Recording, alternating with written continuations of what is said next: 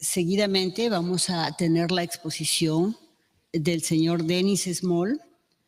Dennis es director ejecutivo para América Latina de la revista Executive Intelligence Review. El siguiente tema: ¿cómo terminar con la pobreza de 200 millones de iberoamericanos? Dennis, adelante. Bueno, muchísimas gracias, Sara. Me da mucho gusto poder estar con ustedes hoy. El título de una ponencia, ¿cómo terminar con la pobreza de 200 millones de iberoamericanos?, hace 5 años probablemente se hubiera recibido con cierta indiferencia tolerante, diciendo sí, claro que sí, pero esa es una utopía nada más. Pero hoy estamos en un mundo diferente, como nos estaba explicando hace un momento Helga. La mayoría de la gente reconoce que sí es posible acabar con la pobreza, y vamos a abordar ese tema desde la perspectiva de lo que se puede hacer en Iberoamérica, en particular a través de una redefinición de lo que es la pobreza. Ahora, de la misma manera en que la Ruta de la Seda, la iniciativa de la Franja y la Ruta, de la que hablaba Helga en un momento, que hizo posible la cumbre de Singapur entre Trump y el presidente Kim de Corea del Norte, pues es tan así o más en el caso de la cumbre que se acaba de realizar entre el presidente Trump y el presidente Putin, como Sara nos estaba explicando al inicio de esta conversación. Estamos en un momento de verdaderas posibilidades enormes a nivel del planeta y de un optimismo fundado que, como les decía, antes no se hubiera recibido como algo realmente posible. Pero sí es factible en este momento. Lo que ha hecho China, en particular, con el tema de la pobreza, es nuestro punto de partida.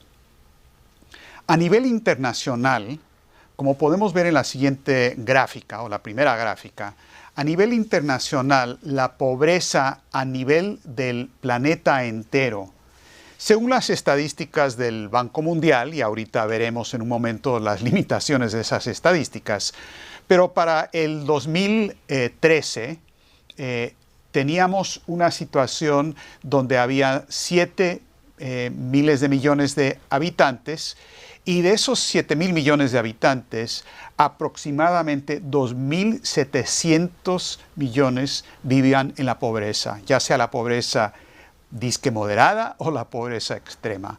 O sea, el 38% de la humanidad.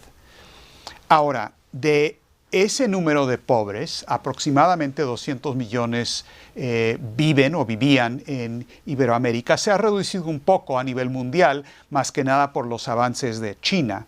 Pero cuando vemos la situación de Iberoamérica, según los últimos cálculos que se pueden hacer, estamos hablando de aproximadamente 200 millones de pobres, entre pobreza modesta y pobreza extrema.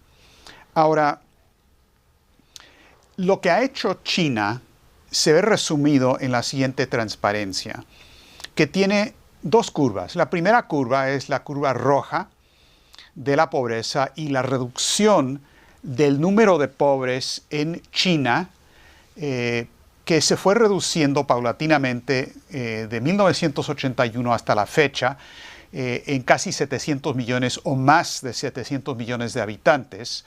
Y como saben ustedes, los chinos tienen prometido, y seguro que lo lograrán, para el año 2020 no van a tener más pobres en China. Ahora, la segunda curva es la curva azul, ascendente, es la construcción de ferrocarriles de alta velocidad. Ahora, estos ferrocarriles de alta velocidad, China es el líder mundial en esta área, pero realmente no se empezaron a construir sino hasta el 2008, y como pueden ver, esto ha aumentado a más de 25.000 kilómetros y va a aumentar para el año 2020 a 35.000. Entonces, una pregunta que uno quizás se pueda hacer es si hay alguna relación causal, o sea, ¿por qué puse esas 2 curvas en la misma gráfica? ¿Tiene algo que ver la reducción de la pobreza con la construcción de ferrocarriles de alta velocidad? Bueno, no es una relación cinética de uno a uno, donde una cosa causa otra cosa, pero sí tiene muchísimo que ver cómo vamos a elaborar en esta discusión. Ahora, el éxito de China con esta reducción de 700 millones de personas, sacándolos de la pobreza, ha creado, como les indicaba, una situación de optimismo a nivel mundial. Porque mucha gente se dice, lo dicen en África, lo dicen en los países de Iberoamérica, bueno, pero si China puede, nosotros ¿por qué no? O sea, ¿qué? ¿Hay alguna magia? ¿Uno tiene que poder hablar chino o algo por el estilo? No, de ninguna manera. Ellos hicieron ciertas cosas para obtener ese resultado. Tuvieron la voluntad política para lograrlo, pero hay ciertos principios de economía física que ellos siguieron también, que son principios físicos económicos como existen principios físicos universales, es decir, son reproducibles. Se pueden repetir con tal y que uno haga, esencialmente, siga las mismas directrices que siguieron los chinos. Ahora,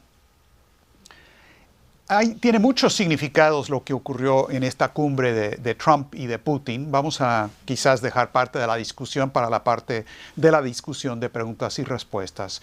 Pero un punto adicional que quiero señalar, además del resumen que hizo Sara de entrada, es que el presidente Trump en la conferencia de prensa dijo que había hablado con Putin y estaban reunidos para discutir, entre otras cosas, el amigo común que tienen, que es Xi Jinping de China. Ahora, Trump no elaboró este tema, ni tampoco Putin, pero es extremadamente importante porque China está jugando un papel fundamental en términos de este cambio de paradigma hacia un orden que está reemplazando ya al orden caduco, en bancarrota, del sistema financiero del transatlántico. Y ese fue uno de los temas fundamentales, subyacentes, no sé qué tanto lo discutieron explícitamente, pero sin lugar a duda es uno de los temas subyacentes de esa discusión. Se está forjando esa alianza de 4 potencias internacionales que Lyndon LaRouche señaló hace años como la fuerza necesaria para derrotar al Imperio Británico y los centros financieros de Wall Street y la City de Londres, que sería una alianza entre Estados Unidos, China, Rusia e India en torno no los intereses particulares de cada nación, sino el interés común de la humanidad. Y de ahí la cuestión de la coincidencia de opuestos de Cusa, de la que hablaba Helga hace un momento. Eso es lo que se está forjando y esa es la base fundamental de lo que ocurrió en esa reunión cumbre. Ahora, perdón, antes de pasar a hablar del tema de cómo vamos a eliminar la pobreza, tenemos que tomar un momento para hablar de lo que es la pobreza. ¿Qué es la pobreza? Ahora, la definición que da el Banco Mundial y que las estadísticas del Banco Mundial sirven hasta cierto punto, pero hasta cierto punto nada más. Pero básicamente hay una definición monetaria y otros países hacen sus ajustes. En la situación de hoy, del 2013 en adelante, el Banco Mundial nos ha indicado con sus estadísticas que la pobreza extrema se caracteriza. No, esa todavía no. Todavía no. Eso viene en un momento. La pobreza extrema se caracteriza como un ingreso diario de $1.90 o menos. Y la pobreza modesta es $3 por día o menos. Ahora, obviamente el valor monetario de la pobreza va cambiando por simples razones de inflación o cambio del valor de la moneda. Por ejemplo, en el 2008 la pobreza extrema, según el Banco Mundial, era menos de $1.25. Ahora dicen que es menos de $1.90. Entonces, hay cierto cambio del valor monetario como tal.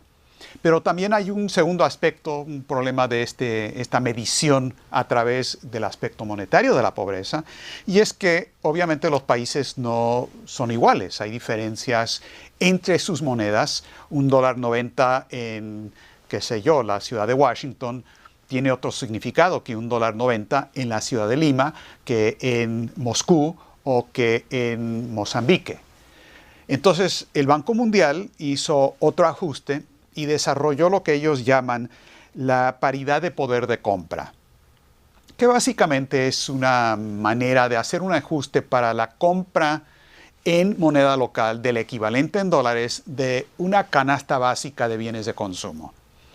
Y eso es una idea apropiada, porque en efecto no cuesta lo mismo comprar, qué sé yo, una libra o un kilo de arroz en un país X que en otro país. Entonces, el poder de compra varía de país en país. Entonces, se hace un ajuste en ese sentido. Ahora, pero ahí queda, ese es la mejor métrica que tiene el Banco Mundial y que en general que se tiene de la pobreza a nivel internacional y que es absolutamente inadecuada, como les voy a demostrar.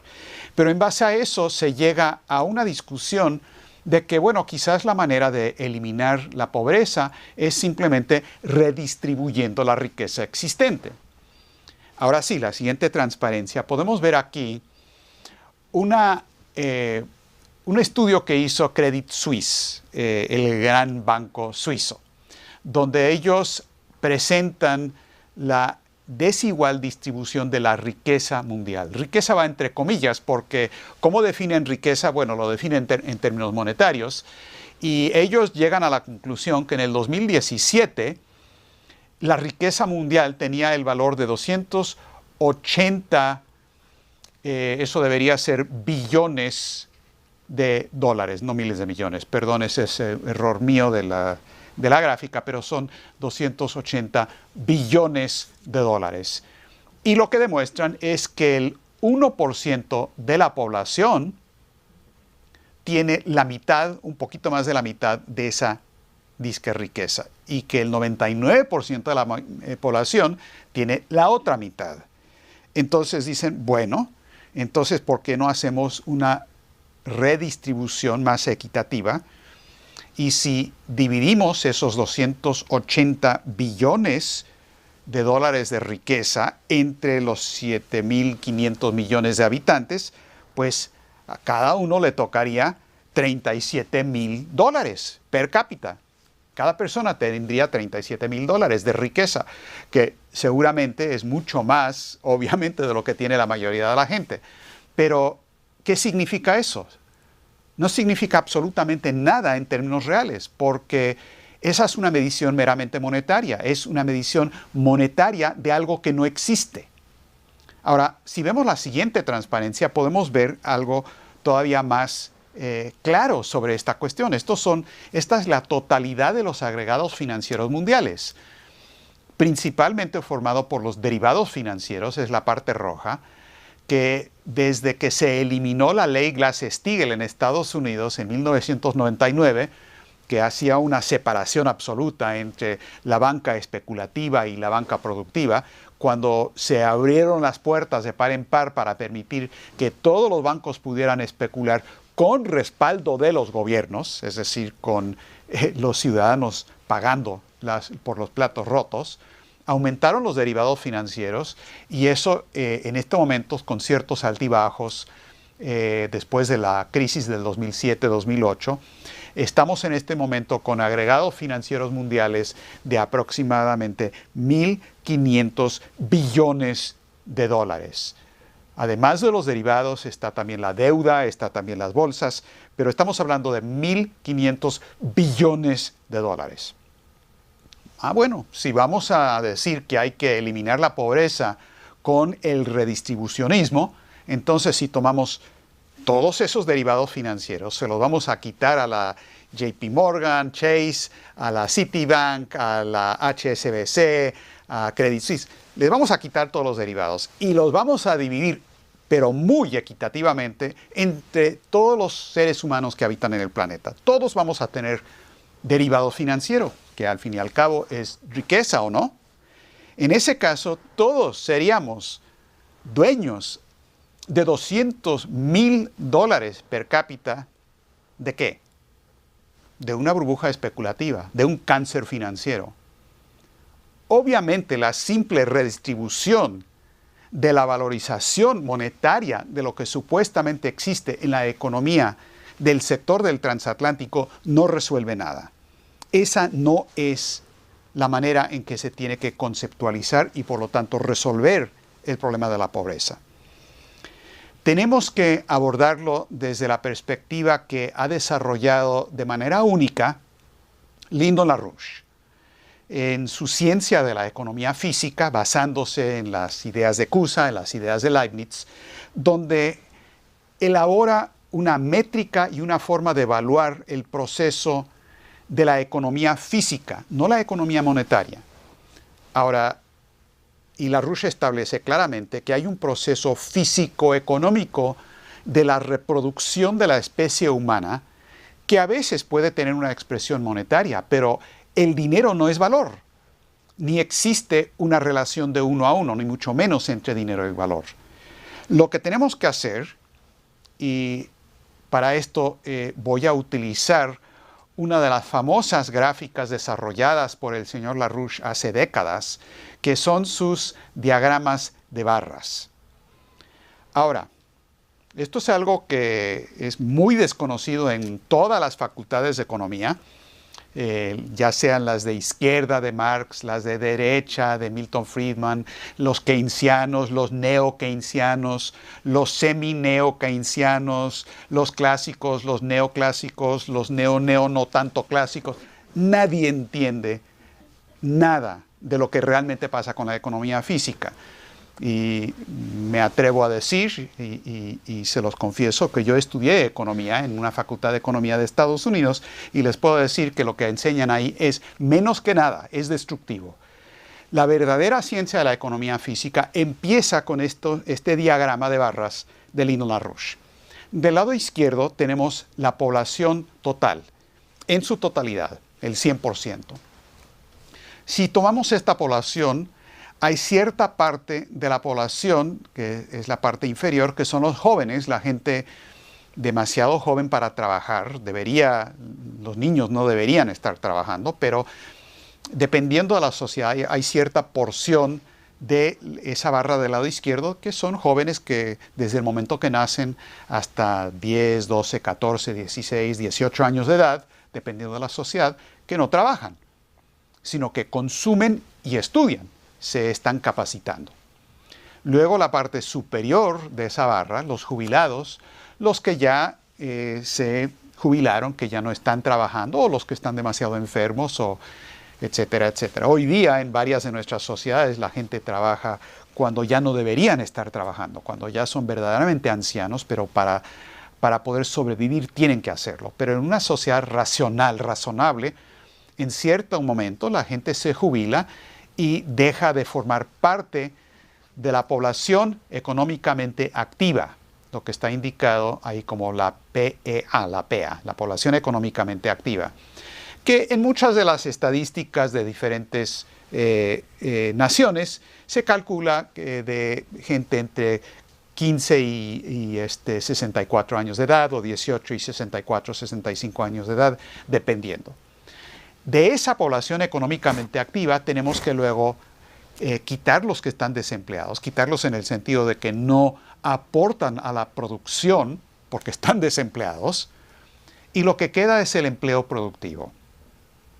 Y esa parte de la población total, el empleo productivo, es la porción de la población total que produce la totalidad de la producción, que es la barra del lado derecho.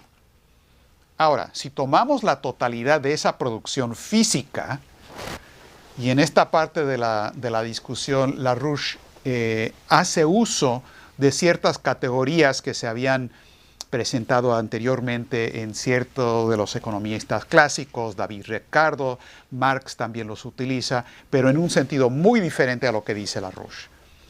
Dice lo siguiente: primero hay una parte de la producción total, que es la parte inferior C, o capital constante, que básicamente es una parte de la producción que va a mantener la condición de metaequilibrio de la sociedad respecto a la naturaleza. A veces se considera eso como el capital productivo, máquinas, fábricas, cosas por el estilo, el capital físico. Luego tenemos la parte B de capital variable, que básicamente es la canasta de consumo, la canasta básica de consumo, que como pueden ver ahí por las flechas, es lo que consume la totalidad de la población, no nada más quienes producen ese B, sino la totalidad de la población. Uno no puede mantener este proceso si uno, por ejemplo, mata a los jubilados con eutanasia, si mata a los jóvenes eliminando el futuro, si mata a los desempleados dejando de mantenerlos en una economía productiva. Y también lo que podemos ver ahí es que esa parte va para mantener, como digo ahí, la totalidad de la población de la barra del lado izquierdo. Ahora, eso deja una parte que se llama P' y luego la parte D, que es consumo improductivo, pero la P' es el excedente económico que va más allá de lo que se requiere para simplemente reproducir a la población. Ahora, este sistema económico, la clave aquí es P', porque el hombre, por su creatividad, produce un excedente económico en cada ciclo más allá de lo que se requiere para la simple reproducción de lo que tiene en ese momento la población. Y si esa P' va aumentando y aumenta más rápido que la parte de consumo fijo, C y B, entonces uno tiene no solamente un proceso de crecimiento, sino que uno tiene básicamente una máquina de movimiento perpetuo, porque la creatividad humana es capaz de ir generando constantemente un aumento de P' respecto a C más B. Eso es lo que quiere decir esa ecuación que está ahí abajo. Ahora, muy bien. Esto lo van a poder y quizás tener que estudiar con más detenimiento cuando tengan la oportunidad de nuestras publicaciones, pero es la base fundamental necesaria para lo que tenemos que discutir ahora respecto a la pobreza. ¿Qué es la pobreza? La pobreza no se mide en dinero, obviamente si uno no tiene ingresos va a haber pobreza. Pero la pobreza, si se define en términos físico-económicos, es cuando el consumo de la población en su totalidad es inferior a lo que se requiere para un nivel creciente económico y cultural para mantener un aumento de P' sobre C más B. Es decir, si regresamos a la gráfica anterior, la pobreza se mide en términos de cuando las flechas azules dejan de funcionar. Y por lo tanto, la medición de la pobreza depende de la sociedad en la que uno vive. Y hay cierta ironía en toda esta cuestión, además, porque en la medida en que uno va aumentando la capital variable y la gente va consumiendo más y uno va eliminando la pobreza, uno está creando una sociedad donde hay un avance tecnológico y un avance del nivel de vida requerido por la población y por lo tanto el éxito en la eliminación de la pobreza en un momento X crea más pobreza relativa en el siguiente periodo económico, si es que uno no hace algo para cambiar eso. Es decir, el éxito de ir corriendo hacia adelante en la economía requiere que uno corra siempre más rápido. Y eso tiene que ver también con la cuestión de la pobreza. Mientras más éxito tengamos, más éxito vamos a tener que tener a un ritmo todavía más acelerado. Esa es la definición correcta de la pobreza. Ahora, ¿cómo se resuelve esto? Bueno, se resuelve porque el hombre, a diferencia de cualquier otra especie animal, no es simplemente un mecanismo como un sistema matemático que se va expandiendo en términos lineales. Lo que pasa es que el hombre siempre, cuando lo hace exitosamente, produce a través de los avances científicos y culturales saltos tecnológicos que hacen que el avance de la economía ocurra por saltos. No es lineal, es por saltos. Y estos avances tecnológicos, este producto de la creatividad, se refleja en lo que Lyndon LaRouche llama la densidad relativa potencial de población. Y si vemos en el siguiente cuadro de esta tabla, podemos ver qué pasa con la densidad relativa potencial de población de diferentes sistemas económicos. La densidad relativa potencial de población, para decirlo rápido, es en cierto sentido una idea bastante simple, y es que el hombre puede ir aumentando su densidad demográfica en términos relativos comparado con, porque no todas las superficies del planeta son iguales, entonces es una cuestión relativa. El hombre puede ir constantemente aumentando su densidad demográfica con tal y que haya saltos tecnológicos. Malthus no tuvo razón. Malthus estaba describiendo de manera perfectamente adecuada una economía de hormigas o de ballenas, sin querer insultar a las ballenas, porque realmente son un poquito más inteligentes que los malthusianos. Pero para el hombre eso no se aplica, porque como pueden ver aquí en este cuadro, la historia de la humanidad son estos saltos que ocurren del sistema A, de caza y recolección. Luego pueden ver el periodo histórico. Pueden ver que la esperanza de vida de la población, cuando había un sistema de caza y recolección, era nada más de 18 y 20 años de edad. La gran mayoría de los que estamos participando en esta discusión, estoy seguro, no existiríamos en esa sociedad. Quizás algunos de ustedes son menores de 20 años de edad. Yo les confieso, no lo soy. Y creo que la mayoría de ustedes tampoco. Entonces, en ese tipo de sociedad, lo único que se puede mantener es una densidad demográfica de 0.1 personas por kilómetro cuadrado. Es decir, la población total del planeta podría haber sido nada más de 2 o 3 millones. Y eso es lo que fue. Pero el mundo no se acaba ahí, porque el hombre, a diferencia de las ballenas, de las hormigas y de los economistas entrenados en los sistemas econométricos lineales, la gente que, como los aristotélicos, niegan la existencia de la coincidencia de opuestos de Cusa, es decir, niegan la posibilidad de los saltos cualitativos. Todos los economistas de Harvard y de Chicago y de Yale y etcétera, etcétera, para ellos estaríamos todavía a ese nivel y quieren reducir a la población a ese nivel. Pero eso no es lo que pasó. Lo que pasó es que dimos el salto como especie a la categoría B de la agricultura, la edad de bronce, luego al medioevo con artesanos, luego a la era de combustibles fósiles y ahora la era nuclear. Y claro, lo que viene después de esto. Ahora, con combustibles fósiles, la esperanza de vida sube a 70.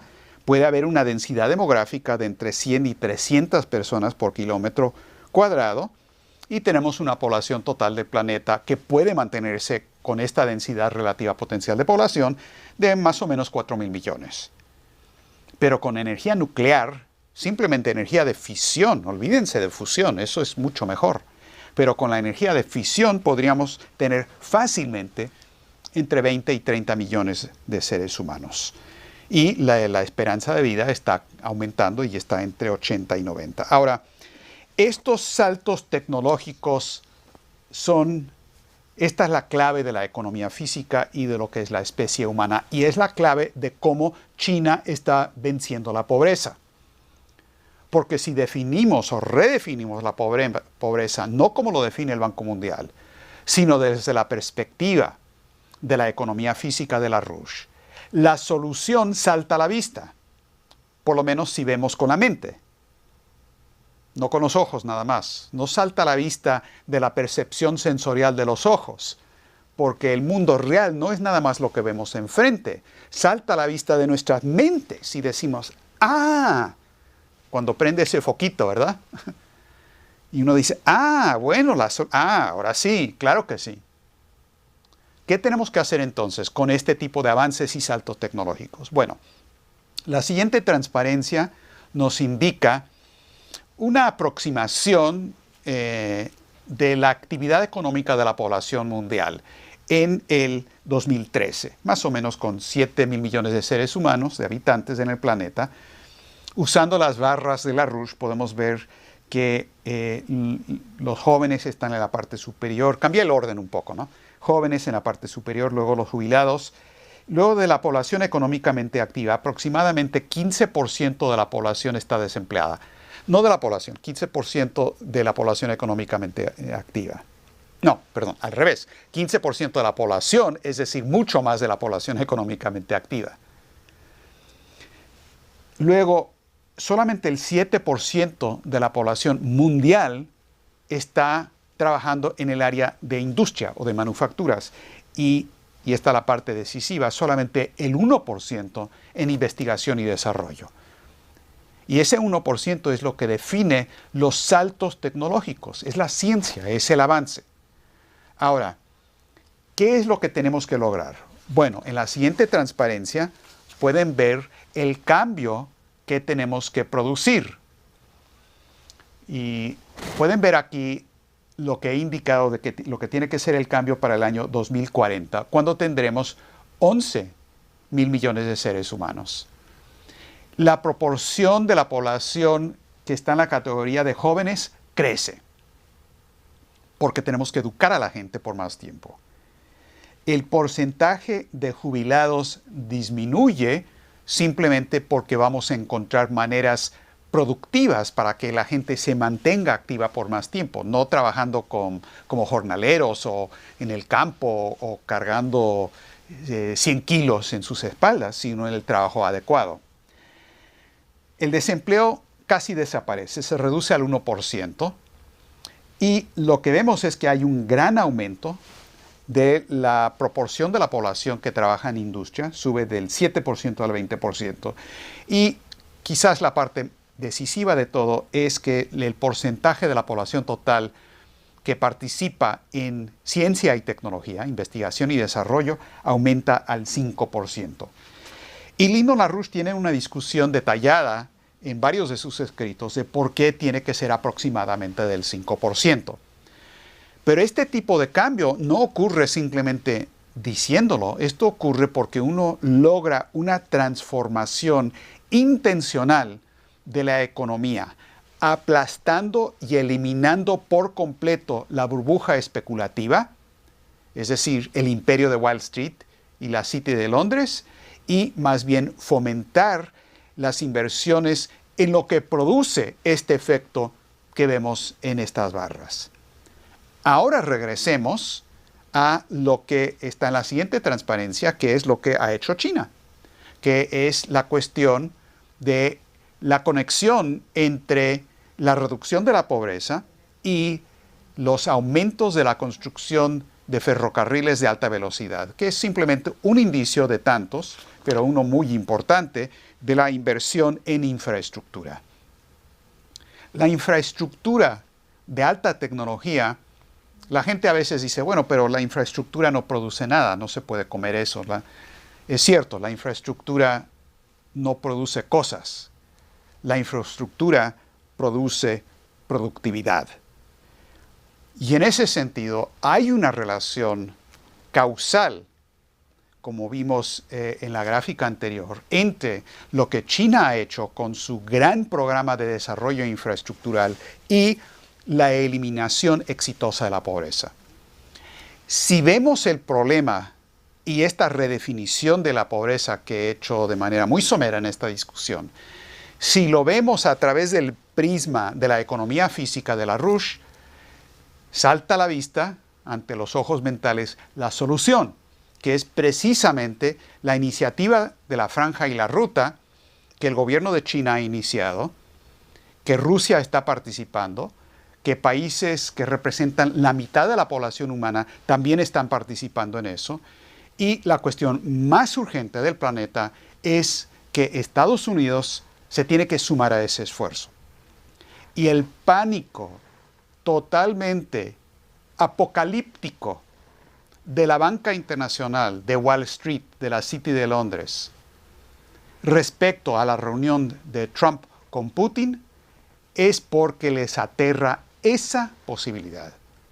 Porque ellos reconocen que en la medida en que Trump puede discutir con Putin, como ha discutido con Xi Jinping, y si Trump sigue cumpliendo con sus promesas electorales, no todas las cuales me parecen correctas, les adelanto, hay cosas con las que absolutamente no estoy de acuerdo con Trump, pero en esta cuestión esencial del cambio de paradigma, de tener una relación positiva de paz y de desarrollo con China y Rusia, eso abre las puertas a la eliminación de una vez por todas del imperio británico, del imperio de Wall Street y del imperio de la City de Londres.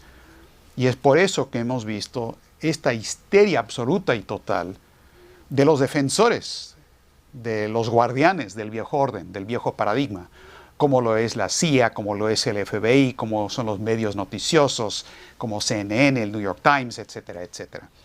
Y los demócratas de la corriente de Hillary Clinton, por cierto, y de Obama. Pero esas ya son cuestiones internas de mi país, que es algo que estamos abordando nosotros acá. Entonces, esta orientación es lo que verdaderamente temen de esta reunión cumbre que acaba de ocurrir. ¿Qué es lo que puede ocurrir? Bueno, lo que ya está ocurriendo. Lo que vemos en el mapa mundi siguiente es el puente terrestre mundial, que es la expansión de lo que China ya ha iniciado con la iniciativa de la Franja y la Ruta. Vemos aquí corredores ferroviarios a nivel internacional. La parte de Eurasia, China y Rusia y otros países ya están construyendo eso ya ha avanzado, pero lo que hace falta es conectar eso a través de un túnel por el estrecho de Bering, que es el círculo con el número 1, que es un proyecto que los rusos ya están proponiendo, por cierto, conectándolo a las Américas, que esos corredores ferroviarios pasen por Canadá, Estados Unidos, México, Centroamérica, por el tapón de Darién a toda Sudamérica. Y esa es la parte que Luis Vázquez nos va a hablar en un momento, exactamente qué es lo que significa la parte de Sudamérica en todo este cuadro internacional. Pero les quiero también indicar que las líneas punteadas azules que pueden ver en el mapa mundi, esta es la ruta marítima de la seda que los chinos también están construyendo. Y aquí la extensión de esa ruta marítima de la seda desde el Mediterráneo, corriendo y pasando por el Atlántico al Caribe, es absolutamente fundamental. Y termino con la siguiente gráfica, la que sigue, que es la gráfica de la Franja y la Ruta en la cuenca del Caribe. Aquí estamos hablando de cómo toda esta región ya se está abriendo a este proceso de desarrollo del puente terrestre mundial o la iniciativa de la Franja y la Ruta. Esta es la manera en que se puede eliminar el problema de las drogas, el problema de la migración y demás. Exactamente como Helga lo estaba planteando para Europa y África, lo mismo se aplica a la cuestión de Centroamérica y México y demás. Y esperemos que en la próxima reunión que va a ocurrir, no se sabe cuándo, entre el presidente Trump y el presidente electo de México, Andrés Manuel López Obrador, que hablen de exactamente ese tema, porque López Obrador le ha propuesto a Trump que tienen que hablar sobre el asunto del desarrollo de México, que los dos países tienen que cooperar en eso para que se pueda ir resolviendo el problema de la migración. Claro, tiene también cierta gente en el gabinete propuesto de López Obrador que están hablando de la legalización de las drogas, pero eso obviamente no funciona y no creo que lo vaya a aceptar Trump tampoco. Pero toda esta región se puede desarrollar y se está desarrollando con la Franja y la Ruta Es la parte de los corredores ferroviarios, abriendo el tapón de Darién que les mencionaba anteriormente, las conexiones de la ruta de la seda marítima, con la construcción de grandes puertos industriales de calado profundo en Ponce, Puerto Rico y en Mariel, Cuba. Y también algo muy importante, desarrollar para beneficio de toda la región los dos grandes centros de lanzamiento espacial, uno en Kourou, Guyana Francesa, que es el centro espacial de la Unión Europea, muy cerca al Ecuador, y también Alcántara de Brasil, también todavía más cerca al Ecuador. Esto se tiene que desarrollar como un proyecto de la ciencia más avanzada, no solamente de las ciencias espaciales y también de la energía de fusión termonuclear, que es lo que se requiere para la exploración espacial, sino también cómo se puede desarrollar ese aspecto de la ciencia también en el aspecto de los recursos hidráulicos del planeta. Porque no solamente es cuestión de transferir agua de una cuenca hidrográfica a otra, sino también qué avances en ciencia son el siguiente paso para crear, fabricar agua dulce a través de trabajo de ionización atmosférica, como ya se está haciendo en ciertos estudios. Queda mucho por hacer, pero es la dirección en que el planeta se tiene que mover y habremos de movernos. Este es el cuadro posible del planeta. China lo ha hecho. ¿Por qué nosotros no? Hay ninguna razón. Simplemente tenemos que entender cuál es la realidad de la pobreza, cuál es la ciencia de la economía física y meternos de fondo en la solución del problema desde esa perspectiva. En base a eso, hay bases muy bien fundadas para un optimismo planetario que es el peor enemigo de Wall Street y la City de Londres. Eso es lo que temen más que nada. Muchas gracias.